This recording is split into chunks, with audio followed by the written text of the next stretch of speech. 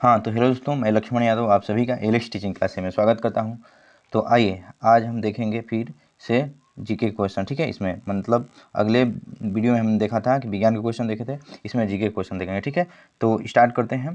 पहला अपना क्वेश्चन है कि पुराणों की संख्या कितना है। ठीक है, यानी पुराणों की संख्या कितनी है, तो आप बताएंगे कितना है, यानी 18 है। कितने?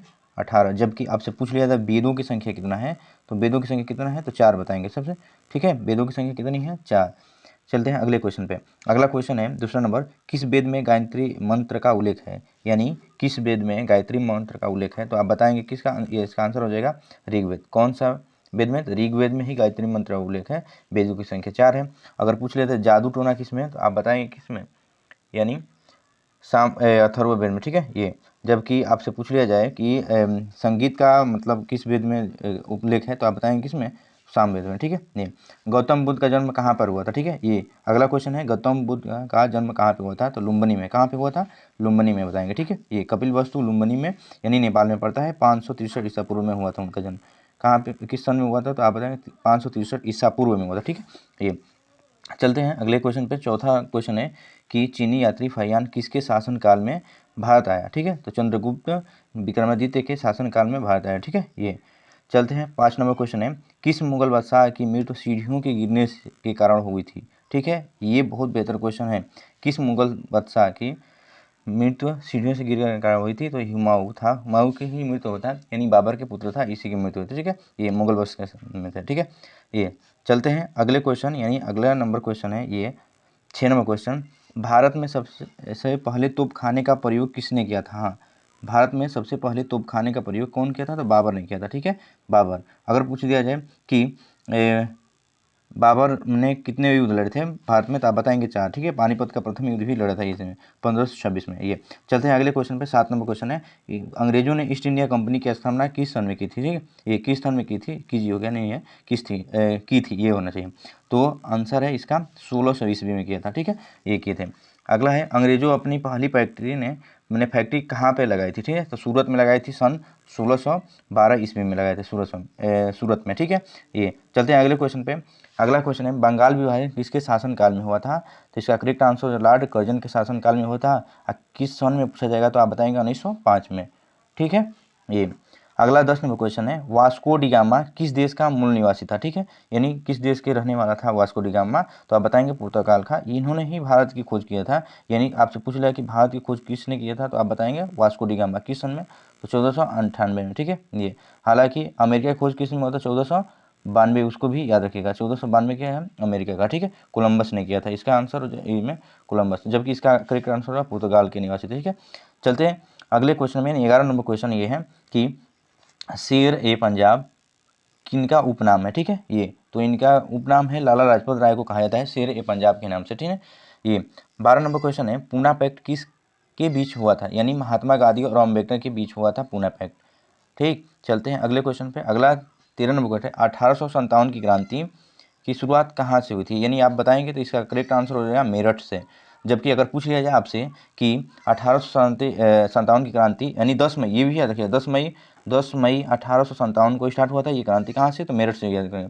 ठीक है, मंगल पांडे को ही फांसी दिया गया था, तो 8 अप्रैल को याद रखिएगा, 8 अप्रैल 1857 को मैंने उनको फांसी दी गई थी। ठीक है, उन्हीं की क्रांति की वजह से हुआ था।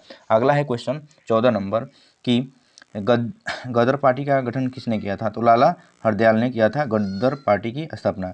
ठीक है, 15 नंबर क्वेश्चन है कि भारत के प्रथम भारतीय गवर्नर जनरल कौन थे, सी राजा गोपालाचारी। आप सुन हो जाएगा इसका, सी राजा गोपालाचारी थे भारत के प्रथम, यानी भारतीय पूछा गया है, तो आप इसको आंसर याद रखिएगा, भारतीय। ठीक है, तो इसका आंसर हो जाएगा सी राजा गोपालाचारी, जिन्होंने ही भारत के प्रथम भारतीय गवर्नर जनरल थे। अगर पूछा जाए कि भारत के अंतिम गवर्नर जनरल कौन थे, यानी तो लॉर्ड माउंटबेटन यही थे, लॉर्ड माउंटबेटन को याद रखिएगा। ठीक है, अगर पूछा जाए कि किस योजना के तहत मतलब भारत का विभाजन हुआ, तो लॉर्ड माउंटबेटन योजना के तहत भारत का विभाजन हुआ था। ठीक है, भारत और पाकिस्तान यानी दो राष्ट्रों में बटा। ठीक है, चलते हैं अगले क्वेश्चन पे।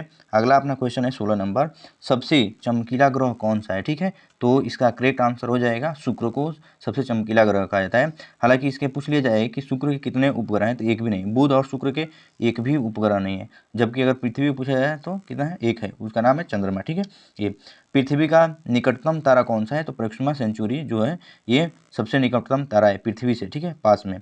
अगला है क्वेश्चन, दिन और रात कहाँ पर बराबर होते हैं, यानी कहाँ बराबर होता है, तो विषुवत रेखा पर दिन और रात बराबर होते हैं। जबकि अगर पूछ लिया जाए आपसे कि कहाँ पर 6 महीना दिन और 6 महीने की रात होती है, तो आप बताएंगे ध्रुवों पर जो होता है ना 6 महीने के दिन और 6 महीने की रात होती है। ये भी याद रखिएगा क्वेश्चन। ठीक, अगला है क्वेश्चन, दो अक्षांशों के बीच की दूरी कितनी है, तो आप बताएंगे इसका करेक्ट आंसर हो जाएगा 111 किलोमीटर होता है दो अक्षांशों के बीच की दूरी, 111 किलोमीटर। अगला 20 नंबर क्वेश्चन है, मध्यरात्रि का सूर्य कहाँ दिखाई देता है, तो मध्यरात्रि का सूर्य नॉर्वे में दिखाई देता है। कहाँ पे, नॉर्वे में। ठीक, ये चलते हैं अगले क्वेश्चन पे, यानी 25 नंबर।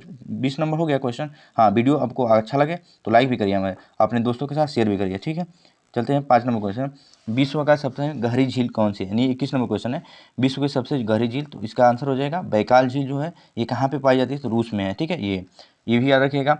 अगला, विश्व का सबसे बड़ा मरुस्थल, तो ये कौन सा है, सहारा मरुस्थल विश्व का सबसे बड़ा मरुस्थल। अगर पूछ लिया जाए भारत का सबसे बड़ा मरुस्थल, तो आप बताएंगे थार का मरुस्थल जो राजस्थान में ये है। ठीक है, ये।